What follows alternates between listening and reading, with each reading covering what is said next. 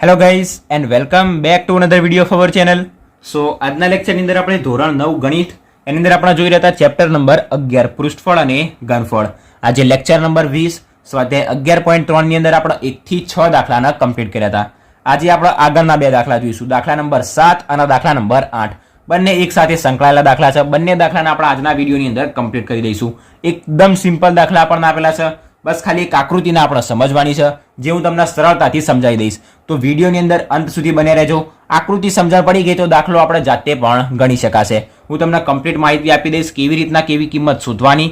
વિડીયોની અંદર અંત સુધી બને રહેજો. આપણે સ્ટાર્ટ કરીએ. દાખલા નંબર 7ની રકમ વાંચીએ, એને સમજીએ અને પછી એને આપણે ગણીએ. નંબર 7ની રકમની અંદર આપણને આપેલું છે કે કાટકોણ ત્રિકોણ એબીસીની બાજુના માપ 5 સેન્ટીમીટર, 12 સેન્ટીમીટર અને 13 સેન્ટીમીટર છે. જો તેને 12 સેન્ટીમીટર લંબાઈવાળી બાજુની આસપાસ પરિભ્રમણ કરાવવામાં આવે તો તેથી બનતા શંકુનું ઘનફળ શોધો. હવે અહીંયા આગળ આપણને શું આપેલું છે? એક કાટકોણ ત્રિકોણ એબીસી આપેલું છે. કાટકોણ ત્રિકોણ એબીસી, એના બાજુના માપ તમે ધ્યાનથી જુઓ, 5, 12 અને 13. 13 તો હંમેશા ખબર છે જે સૌથી મોટું હોય એ કર્ણ જ હશે. આ બાજુના આપણે મોટી લઈએ તો આ 5, 12 થઈ જશે. આ નાની છે તો આના 5 કહી દઈશું. જો આના આપણે મોટી લઈએ તો એ 12, આના આપણે નાની લઈએ તો એ 5 થશે. જેમ લેવી એમ લઈ શકાય. હવે આપણને શું કીધું છે? આ જે રહ્યું એને આપણે પરિભ્રમણ કરાવવાનું છે. કેવી રીતના? તો કે 12 સેન્ટીમીટર લંબાઈવાળું જે બાજુ રહી એની આસપાસ પરિભ્રમણ કરાવવામાં આવશે. મતલબ આ જે ભાગ રહ્યો એને આપણે શું રાખીશું? ફિક્સ રાખીશું. અને આના આપણે જો ગોળ ગોળ ગોળ ગોળ ફરાઈશું તો આર્યો ભાગ જમણી બાજુ છે એ ફરતો ફરતો આ બાજુ પણ આવશે અને આવી રીતના ઉપર જશે. તો એ ભાગ જ્યારે આ બાજુ આવશે ત્યારે આપણે કેવી આકૃતિ કહી શકાય? તો કે આ બાજુ આવશે, અહીંયાથી આપણને એવી ને એવી શું મળશે? આમ રીતના આપણને ભાગ મળશે. તો આવી રીતના આમ ગોળ ગોળ ગોળ ગોળ ફરતો જશે. આ ભાગ 5 હશે તો આ ભાગ પણ શું હશે? 5 હશે. અને એના અનુરૂપ એરિયો ફરે છે તો આખું આટલું શું થશે? એનો વ્યાસ થશે. કેટલો થશે? 5 ને 5 10. તો ત્રિજ્યા આપણને કેટલી મળશે? 5 જ મળશે. હવે એક વાત અહીંયાથી તમને ખબર પડી ગઈ છે કે 5 શું થઈ ગઈ? ત્રિજ્યા. અને યાદ રાખી લેવાની કે વધેલી બાજુ, કર્ણ સિવાયની વધેલી બાજુ શું હશે? આપણી ઊંચાઈ. ઊંચાઈ થઈ જશે આ દાખલાની અંદર 12. જો તમને આની અંદર ખબર નહીં પડતી તો એક વાત યાદ રાખવાની કે જે બાજુના અનુરૂપ આપણે ફરાવવાનું છે, 12 સેન્ટીમીટર બાજુવાળી લંબાઈના આસપાસ ફરાવવાનું છે, તો 12 સેન્ટીમીટર શું થશે? એની ઊંચાઈ. અને બાકીની જે બાજુ વધી એ કહેવાશે એની ત્રિજ્યા. કારણ કે કર્ણને તો આની અંદર ઇન્ક્લુડ કરવાની, એને સમાવેશ કરવાની કોઈ જરૂર જ નહીં પડતી. બરાબર? કર્ણ ખાલી બેઠો છે કે હું શું, તમે તાર ફરો એવું કહી રહ્યું છે. બરાબર? તો 13 એમના એમ આપણે રાખવાનું. જેના અનુરૂપ જેની આસપાસ ફરાઈશું એ એની ઊંચાઈ, બાકીનો વધેલો ભાગ શું કહેવાશે? એની ત્રિજ્યા. તો અહીં આપણને શું આપેલું છે? તો કે ત્રિજ્યા r બરાબર થઈ જશે 5 સેન્ટીમીટર. બધા એકમો સેન્ટીમીટરમાં જ આપે છે ને? હા. અને પછી ઊંચાઈ h બરાબર થઈ જશે 12 સેન્ટીમીટર. શું શોધવાનું છે? તો તેથી બનતા શંકુનું ઘનફળ. તેથી અથવા તો એનાથી જે બનતા શંકુનું આપણે ઘનફળ શોધવાનું છે. તો કે હવે શંકુનું ઘનફળ બરાબર સૂત્ર છે, કિંમતો મૂકીએ, જવાબ બની જશે 1/3 પાઈ r સ્ક્વેર h બરાબર 1/3 એમને એમ રાખીએ, પાઈના હાલ એમના એમ રાખીએ. r નો સ્ક્વેર મતલબ 5 નો સ્ક્વેર મતલબ 5 ગુણ્યા 5 અને ગુણ્યા h આપણને આપેલા છે 12. છેદ ઉડશે 4 તરી 12, 3 3 કટ થઈ જશે. બરાબર? 5 5 25 ચોક 100. તો 100 પાઈ. એકમ શું? ઘનફળ. ઘનફળનો એકમ સેન્ટીમીટર ઘન. હવે ચોપડીની અંદર 100 પાઈ જવાબ આપેલો છે એટલે મેં અહીંયા સુધી રાખ્યું. બાકી જો આવો દાખલો પરીક્ષાની અંદર પૂછાય તો આપણે 100 ગુણ્યા પાઈની કિંમત 22/7 મૂકીને 2200 ઉપર થશે ભાગ્યા 7. 2200 ભાગ્યા 7 કરીને જે પોઈન્ટની અંદર જવાબ આવે એ રાખવાનો, અથવા તો 2200 ભાગ્યા 7 રાખવાનો. આવી રીતના 100 પાઈ જવાબ રાખવાનો નહીં. અહીંયા આગળ કેમ 100 પાઈ રાખ્યો છે એવું તમને દાખલા નંબર 8ની અંદર સમજાવું. અહીંયા આપણે જે ઘનફળ શોધવાનું હતું એ મળી ગયું. જો પરીક્ષાની અંદર આવો દાખલો પૂછાય તો યાદ રાખવાનું આપણો જવાબ શું છે? 2200 ભાગ્યા 7, અથવા તો જ્યારે આપણે એનો ભાગાકાર કરીને જે પોઈન્ટમાં જવાબ મળશે એટલા સેન્ટીમીટર ઘન શું હશે? આપણા શંકુનું ઘનફળ. હવે દાખલા નંબર 8 વાંચીએ. એવો ને એવો એનાથી ઉલટો આપણને આપેલો છે. શું કીધું છે દાખલા નંબર 8ની અંદર? કે ઉપરના જે પ્રશ્ન નંબર 7 હતો એની અંદર જે ત્રિકોણનું ક્ષેત્રફળ હતું એબીસીનું 5 સેન્ટીમીટર લંબાઈવાળી બાજુની આસપાસ પરિભ્રમણ કરાવવામાં આવે તો બનતા શંકુનું ઘનફળ શોધો. આપણને ઘન આપેલું છે પણ ઘન ચેકી દેજો, શંકુનું ઘનફળ આપણને શોધવાનું છે.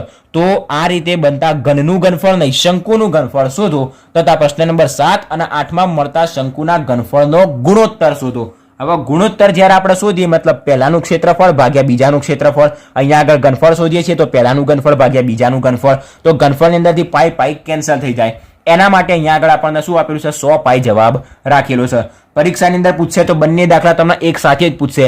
એવું નહીં કે ત્રીજા દાખલાની અંદર આવું પૂછે અને ચોથા દાખલાની એમ કે ત્રીજા દાખલાની અંદર ગણેલું હતું એના કરતાં આવી રીતના 5 સેન્ટીમીટરની આસપાસ પરિભ્રમણ કરાવો, એવું કે નહીં, ક્યારે પણ કે નહીં. હું તો કહું આવા દાખલા ક્યારે પરીક્ષામાં પણ પૂછાય નહીં. પણ જો પૂછાય તો આપણે શું કરવાનું, યાદ રાખવાનું, 100 પાઈ જવાબ રાખવાનો નહીં. કમ્પ્લીટ. દાખલા નંબર 8 એને ગણીએ પહેલા સમજીએ એક વખત. શું કીધું તું? આપેલ ત્રિકોણ, પ્રશ્ન નંબર 7 માં આપેલ ત્રિકોણ ABC નું 5 સેન્ટીમીટર લંબાઈવાળી બાજુની આસપાસ પરિભ્રમણ કરાવવામાં આવે. 5 સેન્ટીમીટર લંબાઈની આસપાસ, જેની આસપાસ પરિભ્રમણ કરાવવામાં આવે એ આપણી ઊંચાઈ, વધેલી બાજુ આપણી ત્રિજ્યા. તો ત્રિજ્યા કેટલી થશે? 13 તો ખાલી બેસવા માટે ફરવા માટે થયો છે આપણો કર્ણ, એને તો લેવાનો નહીં. તો 12 શું થશે? આપણી ત્રિજ્યા. અહીંયા સુધી કમ્પ્લીટ ખબર પડી ગઈ. તો હવે આપણે દાખલાને સ્ટાર્ટ કરીએ. તો કે અહીં આપણને R ત્રિજ્યા આપેલી છે 12 સેન્ટીમીટર અને H આપેલું છે આપણને 5 સેન્ટીમીટર અને શોધવાનું તો એ જ છે શંકુનું ઘનફળ અને પછી આપણે એનો ગુણોત્તર લેવાનો છે. તો કે હવે શંકુનું ઘનફળ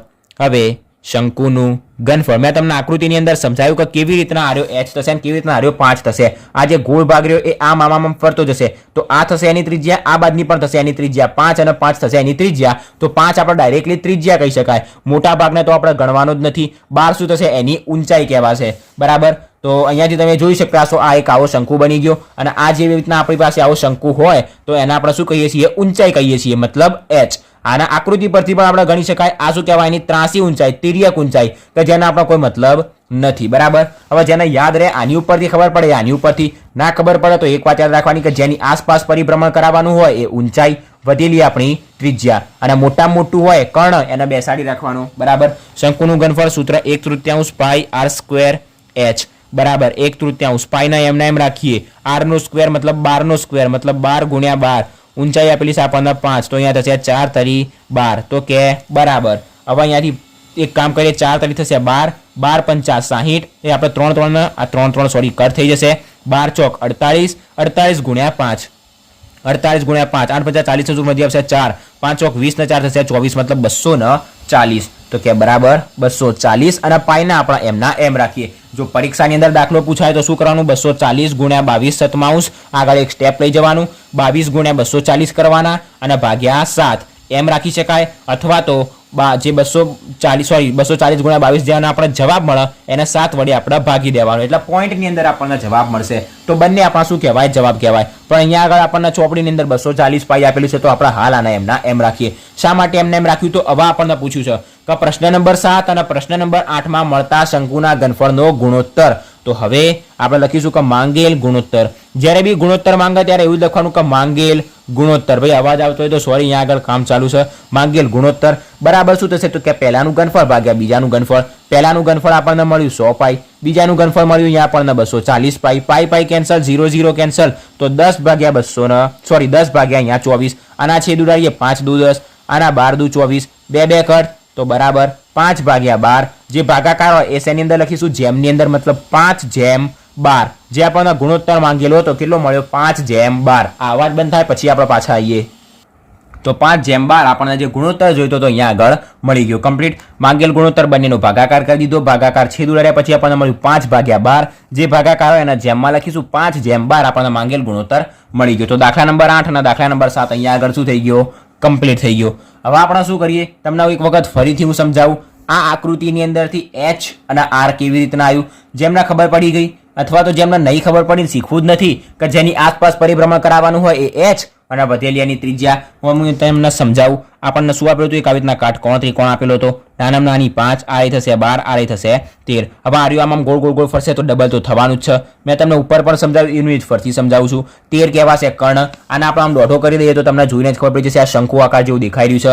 આ શું કહેવાય? કે જેને આપણે કહીએ છીએ આટલો ભાગ એની ઊંચાઈ H. આ કહેવાશે શંકુની ત્રિજ્યા, કારણ કે એનો નીચેનો ભાગ કેવો હોય? આવો હોય. તો આ શું કહેવાય? એની ત્રિજ્યા કે જે આપણને આપેલી છે અહીંયાથી 5. અને આ શું કહેવાય? એની ત્રાસી ઊંચાઈ, તિર્યક ઊંચાઈ, વક્ર ઊંચાઈ મતલબ 13. તો અહીંયાથી આપણને 3 કિંમતો મળે. અથવા તો ડાયરેક્ટ યાદ રાખવું હોય કે જેનો આસપાસ પરિભ્રમણ કરાવીશું એ શું કહેવાશે? ઊંચાઈ. વધેલો નાનો ભાગ આપણી તે કહેવાશે ત્રિજ્યા. અને 13 જે ત્રાસી ઊંચાઈ રહે, તિર્યક ઊંચાઈ આપણે અહીંયાથી જોઈને ખબર પડી જાય કર્ણ, એને શું કહેવાશે? ઊંઘશે. આ ખાલી આસપાસ ફરશે.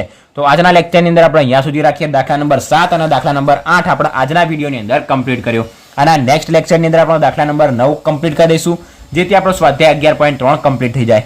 આની અંદર તમારો કોઈ ડાઉટ હોય તો બિંદાસ કમેન્ટ કરજો, તમને તરત જ જવાબ મળી જશે. જો વિડીયો ગમ્યો હોય તો વિડીયોને લાઇક અને શેર જરૂરથી કરજો અને જો ચેનલ પર નવા હોય તો ચેનલને સબસ્ક્રાઇબ પણ જરૂરથી કરી દેજો. સો થેન્ક્સ ફોર વોચિંગ ગાઈઝ.